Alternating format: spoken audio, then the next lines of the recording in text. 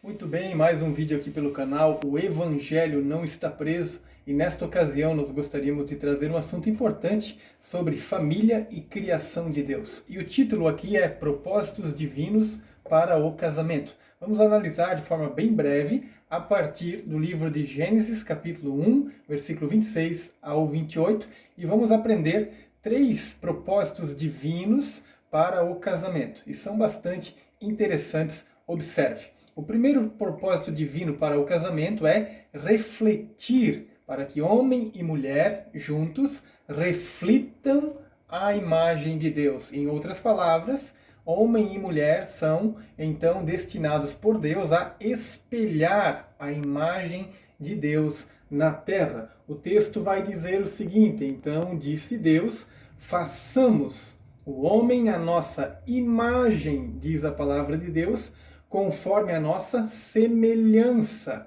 E aí ele segue ainda dizendo, e lá no final do versículo 27, ele ainda vai dizer, criou Deus o homem à sua imagem, a imagem de Deus o criou, homem e mulher o criou. Então o primeiro propósito divino para o ser humano, o primeiro propósito para o qual Deus criou homem e mulher, e no casamento então, eles refletem, eles espelham a imagem de Deus na terra. Deus criou o homem e a mulher, cada um à sua imagem. Eles refletem a pessoa de Deus como indivíduos, por exemplo, na sua personalidade, no seu intelecto, nas suas emoções, vontade e também no seu espírito. E igualmente assim, Deus também tem esses atributos, o ser humano também. Por isso o ser humano reflete, espelha a imagem de Deus na terra.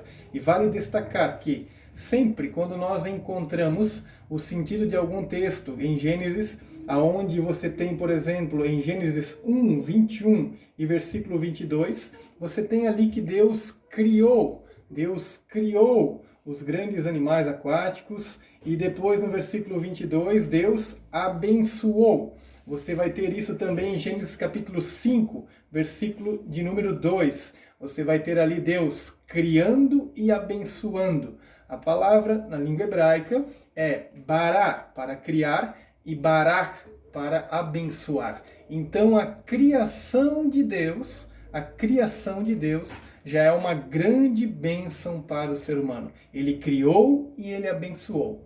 Para, em primeiro lugar, refletirmos a sua imagem, ou seja, espelharmos a sua imagem. E além de refletir, homem e mulher, dentro do casamento, eles também são chamados por Deus para reproduzir, espalhar a imagem de Deus. Observe o início do versículo 28 de Gênesis capítulo de número 1. Diz assim, e Deus os abençoou, dizendo, tenho muitos e muitos filhos, espalhem-se por toda a terra e a dominem. Ou seja, homem e mulher são chamados por Deus para gerarem filhos, para que a imagem de Deus seja refletida e seja também espalhada por toda a terra.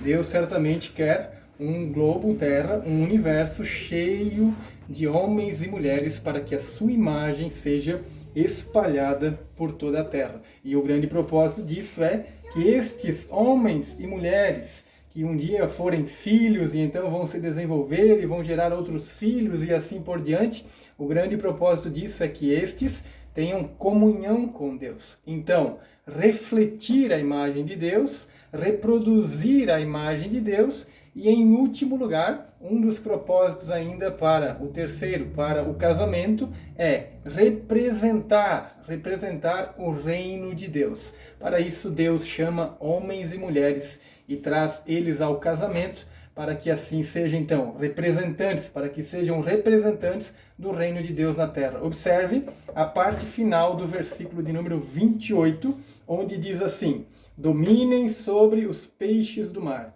sobre as aves do céu e sobre todos os animais que se movem pela terra. Um dos propósitos de Deus, então, é que homem e mulher juntos sejam representantes do reino de Deus na terra. eles vão produzir, eles vão desenvolver, eles vão proteger, eles vão descobrir, eles vão nomear, eles vão classificar, eles vão desenvolver a terra. E assim eles são, então, representantes do reino de Deus na terra.